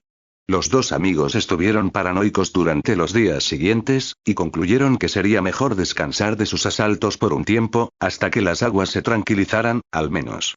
Daba igual, ya tenían bastante dinero ahorrado, y el chico podía darse el lujo de darle a su padre la cifra pautada por él, sin necesidad de trabajar por unos cuantos días. Robar era un método mucho más eficiente para reunir dinero que podar arbustos y organizar estanterías. Si tenían suerte, repartidos entre los dos el dinero de un buen botín, le alcanzaba al chico para cubrir la cuota impuesta por su padre por al menos 3 días. El resto del tiempo se la pasaba vagando por el campo, drogándose y provocando desmanes junto con su amigo. Costaba creer que, aquel chico de 12 años capaz de robar y hacerle daño a alguien sin apenas inmutarse en ello, fuera alguna vez un niño asustado que sufría al cazar lagartijas, que soñaba con ir a la escuela y ser historiador. Todo había comenzado a cambiar el día en que sintió por primera vez en su estómago aquel sentimiento de odio irrefrenable, que con el pasar de los años, fue capaz de controlar a su antojo. Lo hacía aparecer y desaparecer cuando quisiera, podía hacer que durase el tiempo que él deseara, y era capaz de controlar sus impulsos violentos. Aquel odio que sentía, borraba del mapa cualquier otro sentimiento, ya fuese negativo, como el sufrimiento y la depresión, o positivo, como la felicidad, pero esto último daba igual pues, el chico nunca en su corta vida conoció lo que era la felicidad. Los días pasaban, se transformaron en semanas, la investigación no avanzaba, y por ende, la gente del pueblo estaba aún más asustada. La policía patrullaba con frecuencia el lugar del asesinato y el dinero comenzaba a escasear. No puedo volver a trabajar para esa gentuza, le decía el preocupado chico a JN. Estaban ambos fumando y pasando el rato en la estación abandonada del viejo ferrocarril. Necesitamos encontrar rápido otra forma de ganar dinero antes de que se acabe. El bribón, a quien fumar parecía ponerle los pensamientos en orden, acostado sobre un hediondo y viejo sofá, le dio una pitada a su cigarrillo. El foco de atención está fuera, ¿sabes? Dijo JN despidiendo una densa nube de humo. Con toda la vigilancia que pusieron alrededor del lugar en el que matamos a ese desgraciado, la municipalidad olvidó vigilar el interior, ¿sabes? Explicó el bribón, dando otra pitada. Es cierto, concedió el chico. Con todo este revuelo, casi nadie presta atención a lo que pasa dentro del pueblo. Si somos cuidadosos, podríamos apañárnoslas aquí. Pero debemos ser cautelosos, no podemos herir, y mucho menos matar a nadie de nuevo. Pero, si nos atrapan in flagranti, ¿no podrían llegar a imputarnos el asesinato? Terció el muchacho. JN pensó su respuesta y dio otra pitada. Sí, es probable, afirmó el bribón. Pero no seríamos los únicos que han robado en el pueblo, ¿sabes? Varios lo hacen, respondió el rubio. Cierto, aprobó el chico. Somos buenos entrando a lugares, podríamos entrar en casas que sepamos sus dueños no están, propuso el chico. Esa es buena idea, ¿sabes? Podríamos hacerlo, admitió JN lanzando la colilla de su cigarro al suelo. Y así lo hicieron. Durante las tardes en las cuales, se suponía que el chico estaba trabajando, él y su amigo se la pasaban vigilando domicilios de interés, aprendiendo los patrones y rutinas diarias de sus dueños, planificando estrategias, rutas de huida en caso de ser necesario, lugares donde podrían esconder los objetos robados en caso de emergencia, etc. El día en que finalmente pusieron en práctica sus planes, todo resultó a la perfección. Entraron a las 4 de la tarde por una de las ventanas del patio trasero, a la casa de una señora que sabían salía 10 minutos antes a su trabajo en la municipalidad, donde se quedaría hasta tarde. Una vez dentro, registraron todo el lugar, dieron con el dinero, y tuvieron la sensatez de no llevarse mucho de una sola vez, y de dejar en paz sus pertenencias, pues resultaría sospechoso que aquellos dos harapientos muchachos estuvieran vendiendo joyas. Regresaron unas cuantas veces más, hasta que consideraron que ya había sido suficiente. Entonces buscaron otras casas, estudiaron a sus dueños, pensaron nuevas estrategias, y todo les salió bien, hasta que finalmente los atraparon. Estaban en el domicilio de una familia de 3, madre, padre y un hijo pequeño. Los dos amigos llegaron a tiempo para ver, tras unos arbustos, al auto familia alejándose de la casa, marido manejando y mujer de copiloto. Habiendo dado por hecho que su hijo se hallaba en el asiento trasero, sin más miramientos entraron en la casa. Ya estaban por salir, cada uno con su fajo de billetes, cuando observaron que un pequeño los miraba absorto desde el umbral de una habitación oscura. Solo tenía puesto unos pañales, no debía tener más de 2 años. El infante, al verlos, comenzó a gritar como una auténtica sirena de ambulancia, alertando a los vecinos. JN entró en pánico, sacó una navaja de bolsillo y se dirigió al niño para callarlo. ¿Pero qué haces?, susurró el chico. Debemos irnos.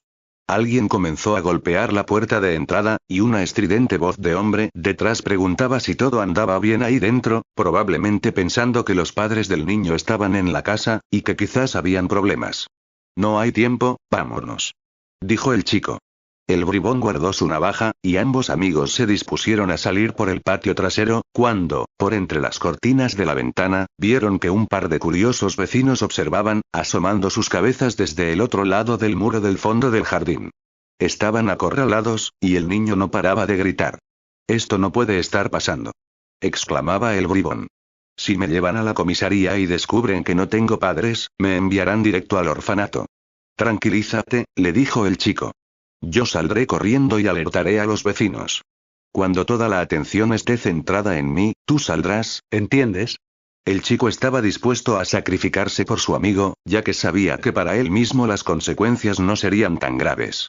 Solo debería enfrentarse a su padre, pero eso llevaba haciéndolo 12 años seguidos. Era el pan de cada día. Se rehusaba a perder a su amigo, y si tenía suerte, quizás no lo atraparían. ¿Harías eso?, preguntó JN. El chico no respondió, en su lugar le dio su fajo de billetes para que lo guardara en caso de que lo atraparan, abrió la puerta que daba al jardín trasero, y procurando ser lo más ruidoso posible, saltó el muro del lado izquierdo del patio y aterrizó en un terreno baldío, mientras los vecinos le gritaban improperios. Saltó 2 cercas más y finalmente terminó en la calle, donde fue rápidamente aprehendido y derribado por quien debía de ser el mismo hombre que golpeó la puerta anteriormente. Fue llevado entre otros 3 vecinos a la comisaría, y, durante el viaje, observó a su amigo, actuando con normalidad, lanzándoles piedras a unas palomas que descansaban sobre cables de luz, y ambos muchachos se lanzaron miradas cómplices desde la distancia. Varios pares de manos pertenecientes a vecinos para quienes el chico había trabajado en el pasado lo sujetaron con firmeza, y fue llevado a comparecer ante el comisario del pueblo con el fin de ser sometido a interrogatorio. Si bien en múltiples ocasiones había estado en la comisaría, trabajando para ganar su dinero, nunca había pisado la fría sala de interrogatorio. Al final no pudieron sacarle al chico ni una sola palabra, y terminaron llamando a sus padres para que respondieran por él y vinieran a buscarlo. Cuando el comisario salió de la sala para realizar la llamada, un policía que se hallaba allí presente, y que conocía desde hacía años al chico por sus servicios de limpieza y mantenimiento, se cruzó de brazos, observándolo y le preguntó, como lamentándose: «¿Dónde quedó aquel chico honrado y trabajador que una vez conocimos?». El muchacho no pudo responder, y se limitó a observar la punta de sus zapatos, sintiéndose humillado por haber sido atrapado, aguardando la llegada de sus padres, quienes no tardaron en presentarse. El hombre, por más calmo que se mostrase, pocas veces había estado tan furioso en su vida. Además de haberlo hecho salir de su trabajo en la fábrica de lácteos, ¿qué había hecho su hijo? Luego de hablar con la policía y con los dueños de la casa saqueada, y de asegurar que aquello no volvería a ocurrir, la familia regresó a su casa, luego de una incómoda y silenciosa caminata por el pueblo.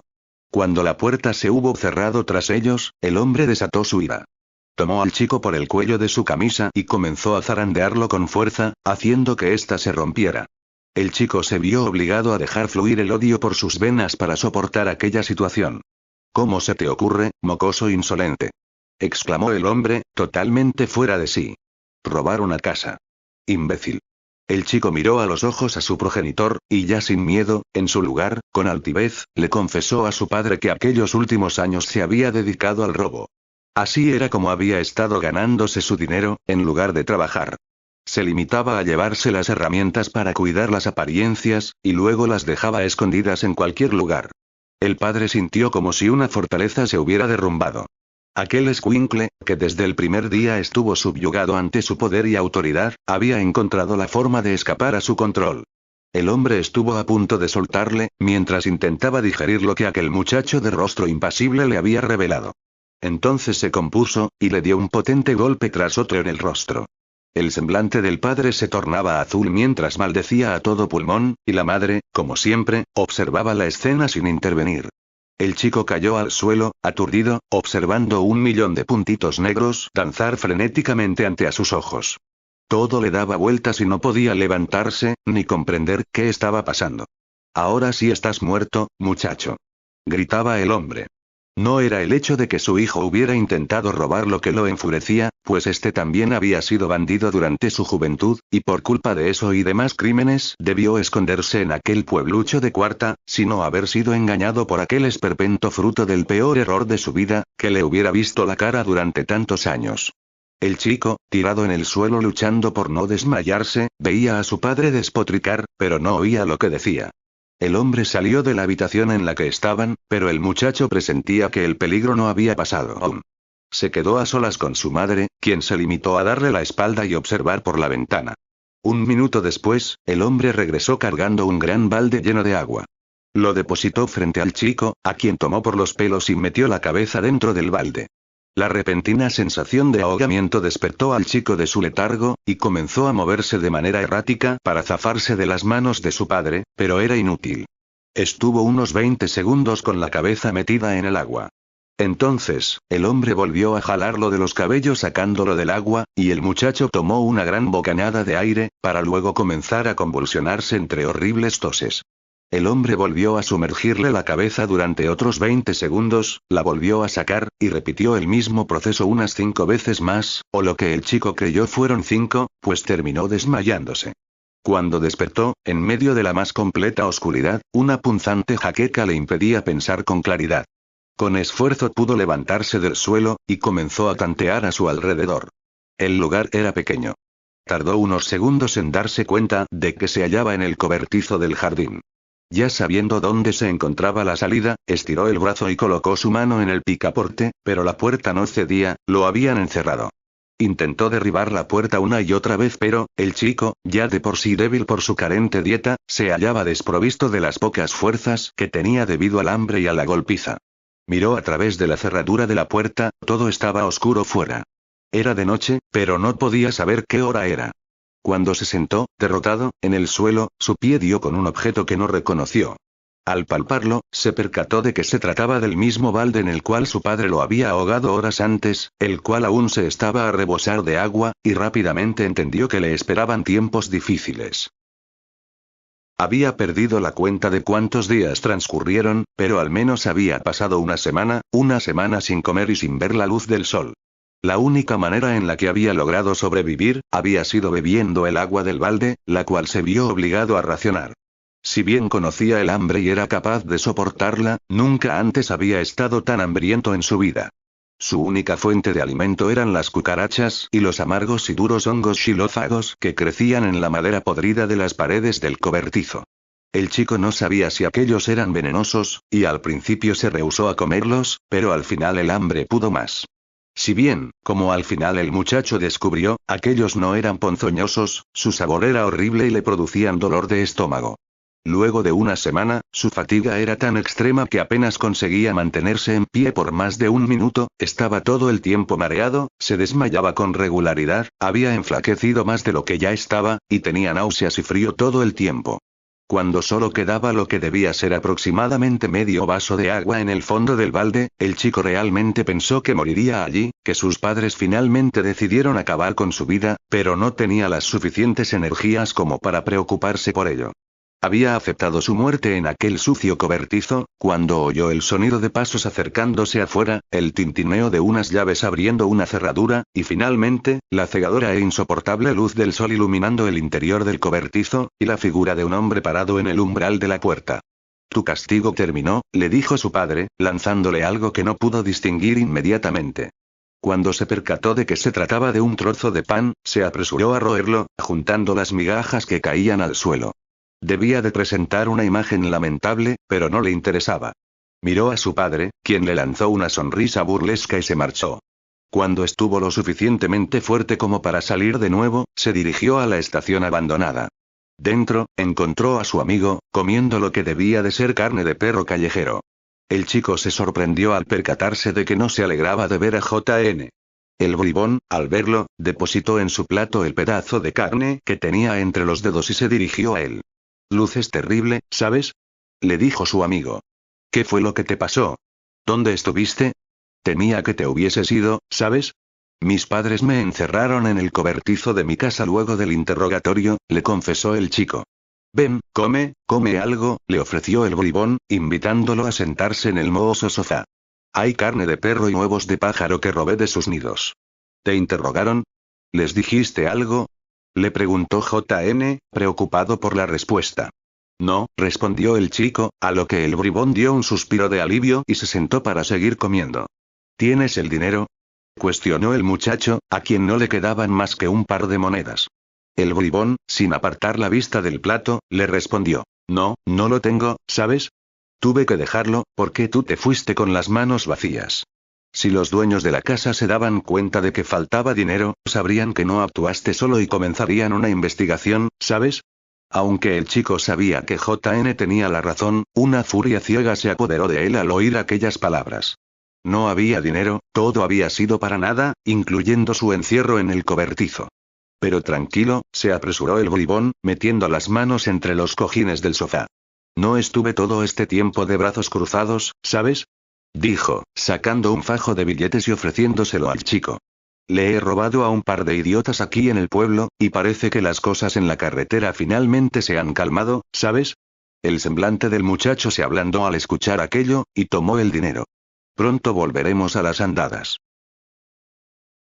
Luego de años y años de tambalearse en crisis, la fábrica de lácteos había cerrado finalmente sus puertas. El último negocio de los últimos herederos de los fundadores del pueblo había quebrado, y con él, el destino del pueblo fue sellado. Mucha gente optó por mudarse, sabiendo que ya no quedaban esperanzas del resurgir de la localidad en la que habían crecido. La municipalidad se estaba quedando sin fondos para mantener los servicios del pueblo y un estado de pesimismo y desesperación se había apoderado de sus habitantes. Ciertamente esto no habría sido del interés del chico, si no fuera porque su padre solía trabajar en la fábrica. Ahora que se había quedado sin empleo, ¿qué haría? ¿Buscaría trabajo en algún otro lugar de la villa? Improbable. Muchos negocios habían cerrado, y los pocos que quedaban, no podían darse el lujo de contratar más de 1 o 2 empleados a lo mucho. ¿Pretendería el hombre que su hijo trabajara, o robara, las 24 horas del día para conseguir el dinero suficiente? No resultaría, y el muchacho, con apenas 15 años recién cumplidos, no tenía la edad necesaria para trabajar legalmente, aunque eso era algo que se negaba con rotundidad a hacer, de todos modos. El padre tampoco podía darse el lujo de moverse libremente por el país, ya que una serie de crímenes cometidos por él en el pasado lo forzaron a esconderse indefinidamente en aquel pueblo, y temía que allá a donde fuera, lo terminasen reconociendo y apresando. A todas luces se veía que su final estaba cerca. Él era muy consciente de aquel hecho, aunque al chico esto no le interesaba en lo absoluto. Él siguió robando junto con JN, y tenía dinero. Dinero que el padre le pedía prestado luego de haberse quedado sin empleo. Este hecho infundía en el muchacho una sensación de poder y autoridad sobre el que por tantos años lo había atormentado, y con regocijo le daba dinero, solamente para deleitarse por el placer que le suscitaba pisotear el orgullo de aquel hombre derrotado. Su padre, el primer enemigo que había conocido en vida, quien había hecho de su existencia un infierno, quien le negó una niñez normal, ahora se arrastraba ante su propio hijo por limosnas. El chico era la única esperanza que le quedaba, su salvador, pero también su verdugo si así lo deseara. Aquel fue un golpe realmente duro para la moral del hombre, quien comenzó a ahogar sus penurias en la bebida. Se pasaba la mayor parte del día borracho, y solía irse de la casa para vagar ebrio por el pueblo y despotricar contra toda aquella persona que se cruzara en su camino y contra su propia vida, y no volvía hasta entrada la noche. Incluso terminaron por arrestarlo en un par de ocasiones, y su esposa tuvo que ir a buscarlo a la comisaría. Una noche, el chico descansaba sobre una reposera en el patio trasero, cuando escuchó a su padre llegar a casa, ebrio, como era lo usual. Su esposa, que ya estaba harta de aquella situación, lo estaba esperando sentada a la mesa del comedor. Inmediatamente comenzaron a escucharse los gritos de los dos, discutían acaloradamente, como tantas veces antes habían hecho. La disputa se prolongaba cada vez más, impidiendo el descanso del chico, quien terminó por perder los estribos. Se bajó de la reposera, se dirigió a la casa y abrió de un portazo con la intención de gritarles a los dos cerraran el pico, pero algo lo contuvo. Ahí estaban sus dos progenitores, discutiendo en medio del comedor, su padre, con un aspecto muy desmejorado y una botella casi vacía en mano, y su madre forzada a abandonar su estúpida postura de brazos cruzados para gesticular mientras arguía con su esposo. Sí, todo es tu culpa, tuya y de ese maldito bastardo. Gritaba el hombre, y notó que su hijo lo observaba. Su madre lo miró también. Oh. Ahí apareció el pequeño patrón. ¿Vas a darme más dinero? Regocíjate, mocoso insolente, agraviaba el padre, mientras sacudía de un lado a otro su botella. ¿Ahora qué te pasa? Preguntó el chico, impasible.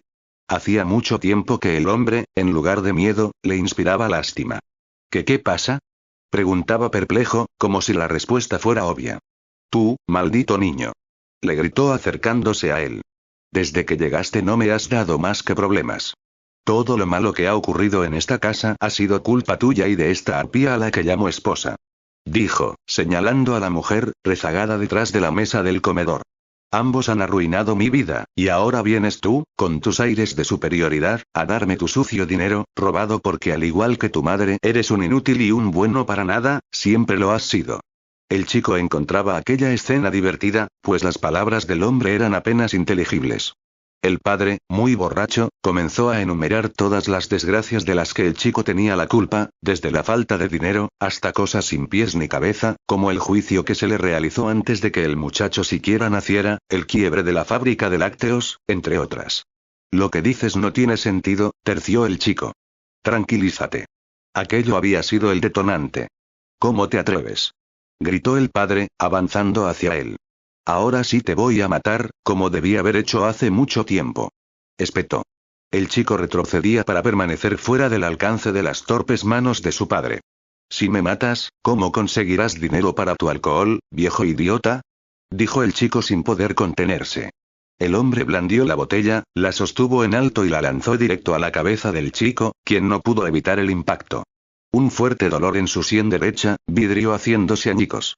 El chico cayó al suelo, medio inconsciente, viendo un charco de sangre formarse alrededor de su cabeza y a su padre abalanzándose sobre él para rematarlo. Entonces, algo extraño ocurrió. Detente. Un grito de mujer, pero, ¿de quién? Su madre era la única mujer presente, pero no podía haber sido ella, ¿o sí? El hombre soltó al chico, y se volteó para mirar a su esposa, quien le estampó una mano en la cara. ¿Qué estaba pasando? ¿Qué significaba aquel disparate? Pensaba el chico, medio desmayado. Su propia madre, quien, el chico estaba seguro, lo odiaba, ahora lo defendía. Lo único que el chico sabía con seguridad, era que aquel acto de rebeldía le había ganado una terrible reprimenda. Muchas veces había visto y oído a su padre dar golpizas a su madre, pero él presentía que aquella ocasión sería diferente. Lo último que vio y escuchó antes de desmayarse en el suelo, era a su padre sujetar a su madre, poner la mano que le había pegado sobre la mesa, empuñar un cuchillo para cortar carne, y los gritos de su llorosa madre rogando clemencia. Entonces, el cuchillo bajó cual guillotina en un abrir y cerrar de ojos, y todo se llenó de sangre. Un manantial de agua bordó regó el suelo del comedor, y los desgarradores gritos de terrible dolor de su madre resonaron por todo el campo. Algo blando cayó al suelo salpicando sangre. Observó al hombre recoger aquella cosa rápidamente, a ambos padres marcharse de la casa, y luego todo quedó sumido en las tinieblas. Estás muy callado hoy, ¿sabes? Comentó JN. El chico se rascó la herida de la cabeza por sobre el vendaje que él mismo se había realizado. Estaban ambos amigos, descansando y fumando en la antigua estación de ferrocarril abandonada. Es raro verte tan introspectivo, ¿sabes? Dijo el bribón. No es nada, respondió el chico, restándole importancia con un movimiento de su mano y observando un punto indefinido en el espacio mientras fumaba. Amigo, te conozco hace muchos años, y sé cuando algo está mal contigo, ¿sabes?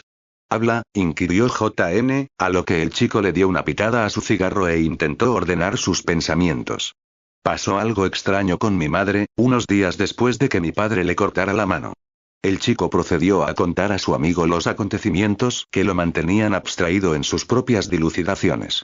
Luego de que el hombre le amputara brutalmente la mano a su madre, ambos adultos corrieron a la clínica del pueblo, donde alegaron que todo se había tratado de un fatídico accidente ocurrido mientras intentaban talar un árbol del jardín. El hombre solo acompañó a la mujer a la clínica para cerciorarse de que ésta no lo delatara. Ella no lo hizo, y los doctores no lo cuestionaron. Un par de días después, la mujer regresó a casa, con la mirada perdida y el muñón de su brazo, cubierto por varias capas de vendaje. Algo había cambiado en ella. Si bien nunca fue una mujer que rebosara de vida, la experiencia realmente la había afectado. Apenas si hablaba o comía, y se la pasaba sentada sobre una silla mecedora. El chico no entendía por qué su madre lo había defendido aquella noche, pero no indagó al respecto. Una semana después, al mediodía, su padre no se hallaba en casa. Debía de estar ebrio como una cuba, inconsciente en alguna esquina del pueblo. El chico se encontraba fumando en el jardín, cuando su madre lo llamó desde dentro con una melodiosa voz que nunca antes había oído en ella. Curioso, tiró su cigarro, lo pisó y entró en la casa. La mujer lo esperaba en el comedor, con un plato de pollo desmenuzado con arroz. La vida parecía haber vuelto a los ojos de la mujer, pero el chico desconfiaba. Aquello era algo sin precedentes. ¿Pollo? ¿Arroz fresco? ¿Comer en la mesa? Algo raro había en aquella situación, definitivamente. La mujer lo invitó a sentarse para comer, y el chico así lo hizo. Su madre lo miraba con una dulce sonrisa en su rostro, pero, durante los breves momentos en que ella apartaba la vista de él, el chico agarraba porciones de pollo y arroz con sus manos para guardárselas en los bolsillos, sin probar bocado. Cuando el plato estuvo limpio, la mujer le ofreció repetir, pero el chico, agradecido, se negó y dijo que saldría a dar una vuelta. Fuera de su casa, le dio de comer el pollo con arroz al primer perro que se encontró.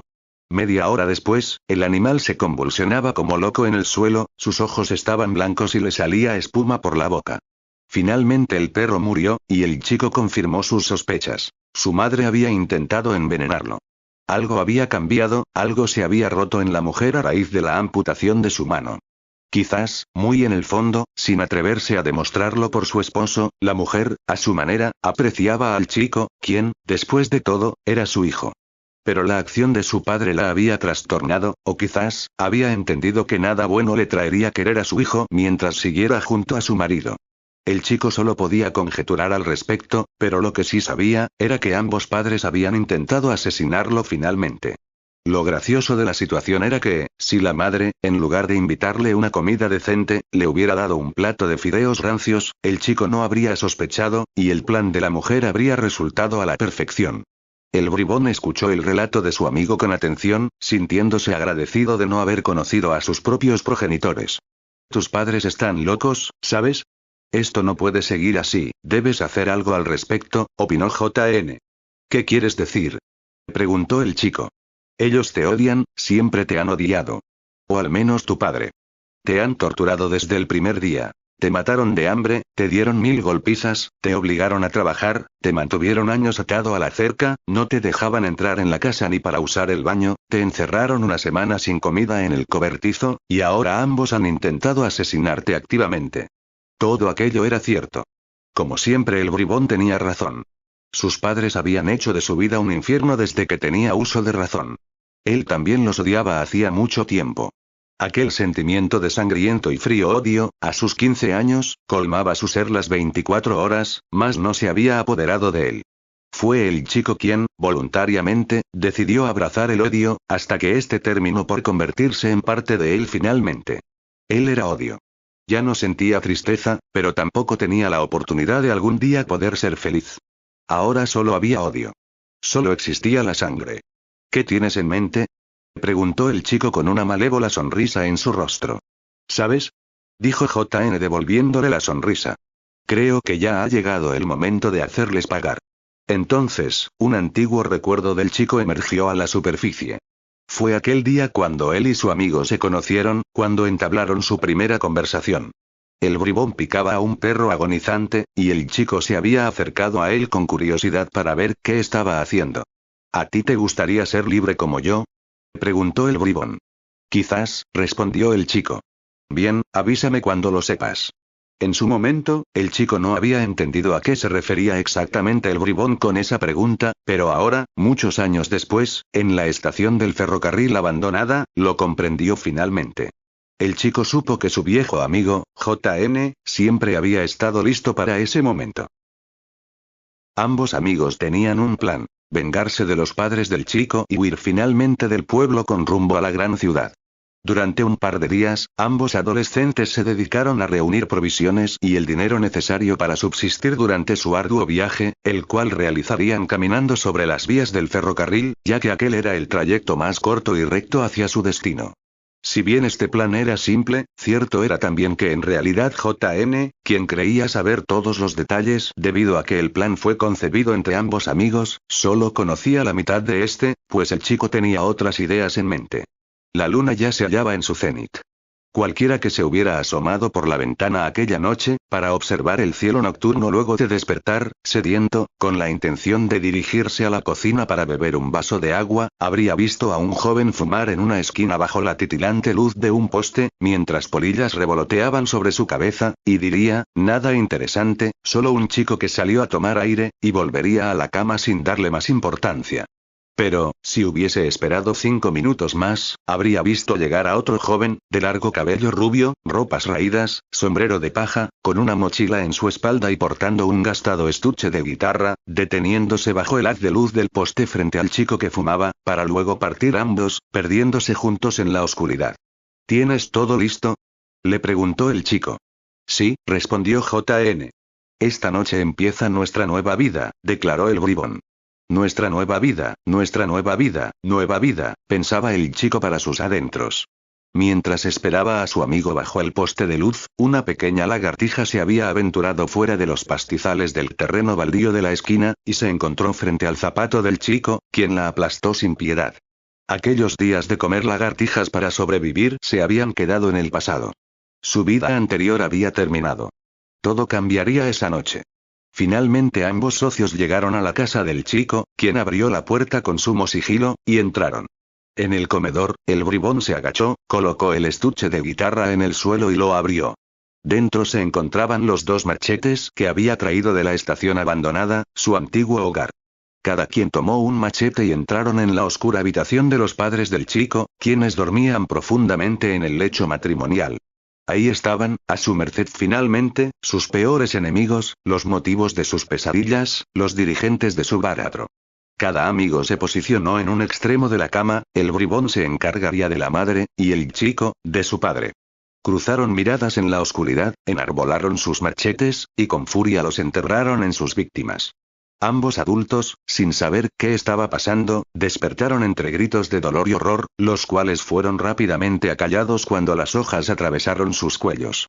Los machetes subían y bajaban, cortaban el aire, producían sonidos húmedos al dar en el blanco, y los padres alzaban inútilmente manos y piernas a modo de escudo para intentar repeler los reiterados ataques. Querían gritar, pero solo conseguían hacer gárgaras con su propia sangre. El chico, cual carnicero trabajando con un pedazo de carne cruda, cortaba a su progenitor aquí y allá en pies, muslos, abdomen, pecho, brazos, cuello y rostro una y otra vez con suma indiferencia, mientras que su amigo reía como loco. A veces resultaba complicado desenterrar los machetes, pues estos tendían a incrustarse con violencia profundamente en los huesos. Los adultos finalmente dejaron de moverse y de proferir sonidos guturales, pero los amigos no cesaron sus ataques hasta que los cuerpos no se volvieron grotescas masas sanguinolentas bajo la luz de la luna que se colaba a través de la ventana de la habitación. Sangre y pedacitos de carne por todos lados, el colchón completamente rojo. Sus padres habían muerto. Los muchachos se apartaron de la cama, y el chico quedó rezagado cerca de la entrada, mientras que el bribón observaba con satisfacción y orgullo el fruto de su labor frente a los pies de la cama, dándole la espalda a su amigo. Parece que ya está hecho, ¿sabes?, se regocijó el bribón. Tomemos algunas cosas más y larguémonos de aquí cuanto antes. El chico se acercó lentamente a su amigo por detrás. Era ahora o nunca. Mírame, le dijo el chico, y eso fue lo último que el bribón escuchó en vida, pues, al voltearse, su amigo, en un movimiento rápido de su brazo, le cortó el cuello. JN dejó caer su arma y se cubrió la herida con ambas manos intentando detener la hemorragia, pero resultó inútil. Las rodillas se le doblaron y cayó de lleno al suelo, muerto, mientras un charco de sangre se formaba alrededor de su cuello. El chico observó con desdén el cadáver de su amigo, se retiró de la habitación, salió al jardín trasero y entró al cobertizo, donde tenía escondido un pequeño bidón de plástico con gasolina que había robado del tanque de un auto el día anterior. Volvió a la habitación de sus padres, dejó el bidón en un costado y se puso manos a la obra. Se quitó la ropa ensangrentada, la lanzó a la cama y se puso las prendas más andrajosas que encontró en el ropero de su padre. Fue al comedor, agarró unas tijeras y cinta adhesiva, y cuando volvió, le quitó el sombrero de paja a su amigo, y le cortó varios mechones de rubio y largo cabello seco, los cuales procedió a pegar al borde interior del sombrero con la cinta. Dejó el sombrero sobre un mueble y luego, con no poco esfuerzo, levantó el cadáver de JN y lo depositó sobre la cama entre los 2 padres. Casi parecían una familia. Posteriormente, el chico vertió el contenido de gasolina del bidón sobre la cama y los cuerpos, se dirigió a la cocina, tomó una caja de cerillas, y nuevamente en la habitación, encendió una, lanzó la caja a la cama y se dedicó a observar con atención el danzar del fuego sobre la cabeza del fósforo en medio de la oscuridad. Echó una última mirada a los cadáveres recostados en la cama. Sus padres, victimarios convertidos en víctimas de su propio hijo, reducidos a meros pedazos de carne sanguinolenta. JN, muerto a traición por quien fue su amigo. Sus ojos sin vida aún proyectaban el horror que había experimentado instantes antes de caer redondo al suelo. Sin más preámbulos, el chico lanzó la cerilla a la cama, que ardió en llamas en cuestión de segundos, consumiendo los cadáveres dejándolos irreconocibles. El muchacho tomó el sombrero del mueble, se lo colocó parsimoniosamente en la cabeza, colgó la mochila a sus espaldas, dio media vuelta y abandonó finalmente su hogar, sin inmutarse ni intimidarse por el abrasador calor del fuego. El viento nocturno ondeaba los largos cabellos del bribón pegados al sombrero. La dulce venganza fue consumada, y lamentablemente no le había quedado al chico más opción que deshacerse de su amigo. He aquí la explicación. Tarde o temprano, los cadáveres de sus padres terminarían por ser encontrados, y si el suyo no se hallaba con ellos, si desaparecía de un día para el otro, automáticamente se convertiría en el principal sospechoso del crimen, e incluso podrían llegar a imputársele los demás delitos en los que se había visto envuelto, si iniciaban una investigación. Todos en el pueblo conocían su nombre, los doctores, policías, empleados de la municipalidad, prácticamente todos los vecinos, e incluso el mismo alcalde de la localidad sabía cómo se llamaba. Sin embargo, nadie, salvo él, conocía el nombre del bribón. Era una sombra sin nombre, una mancha en el paisaje, nadie lo tomaría en cuenta, no sospecharían de él ni se molestarían en buscarlo. Todos creerían que el cadáver de JN, desfigurado completamente por las llamas, sería en realidad el del chico, y que un loco había asesinado y quemado a la familia entera. Muerto, finalmente era libre. El fuego lo había liberado. Fue por eso que, para salir del pueblo, decidió vestir como normalmente el bribón lo hacía. Fue por eso que decidió adoptar la identidad de quien una vez fuera su amigo, JN, o sea, Jack Neuday, como la suya propia. Su nuevo nombre era Jack, y el que fue dado por sus padres, fue consumido aquella noche por las llamas. El chico, o mejor dicho, Jack, esperaba que, consumada finalmente su venganza, la sed de sangre que sentía terminara por desaparecer, pero esto no fue así. Aquel sentimiento, a diferencia del fuego, ya no podía extinguirse. Era demasiado tarde para eso. La casa ardía en llamas. Los habitantes del pueblo, aún con sus pijamas puestos, y varios policías, se encontraban todos reunidos alrededor de la vivienda, lamentando la fatídica suerte de la familia. Un valiente anciano, el primero en percatarse del fuego, había entrado sin dudar en la casa para rescatar a sus residentes, y una vez dentro, se encontró con la terrible escena del crimen y alertó a la municipalidad. 20 minutos después, la mitad de lo que aún quedaba del pueblo luego del cierre de la fábrica de lácteos se hallaba reunida frente a la casa, a la espera de bomberos que no llegaban. Todos estaban de acuerdo en que aquel se había tratado del peor crimen de la historia de aquella solitaria y tranquila localidad, ni más ni menos que un triple asesinato. Muchos lloraron la muerte de aquel joven chico, una vez honrado y trabajador, pero que terminó yendo por el camino equivocado. Padre, madre, y supuesto hijo fueron enterrados juntos en una misma tumba en el cementerio local. Años después, el pueblo fue finalmente abandonado y olvidado, y de la lápida, no quedaban más que escombros cubiertos de maleza. El chico caminaba sin prisa en la noche por el campo, alejándose, libre por fin, dejando atrás su historia, dejando atrás quien una vez fue. Todo había terminado. Era hora de darle la espalda a todos aquellos años de sufrimiento, que habían terminado por convertir al niño en un monstruo, dejando un rastro de sangre tras de sí. Billy, Ascencio, el automovilista, su madre, su padre y su amigo. Entonces, se paró en seco para meditar sobre aquellos pensamientos, intentando decidir cómo se sentía al respecto, pero lo único que encontró en su interior era odio, un odio frío y sanguinario que le daba fuerzas y encubría el abismo en que se había convertido su alma. Volvió su mirada una última vez. A lo lejos, pudo distinguir un pequeño punto naranja en medio de la vasta oscuridad del campo y una torre de humo que ascendía en el firmamento. La casa en la que había crecido, quemada hasta los cimientos. Sin más dilación, miró nuevamente hacia adelante, se acomodó el sombrero de paja, y reemprendió su solitario viaje, guiado por la luz de la luna sobre las vías del ferrocarril rumbo a la gran ciudad, abandonando para siempre el decadente pueblo que lo vio nacer 2 veces.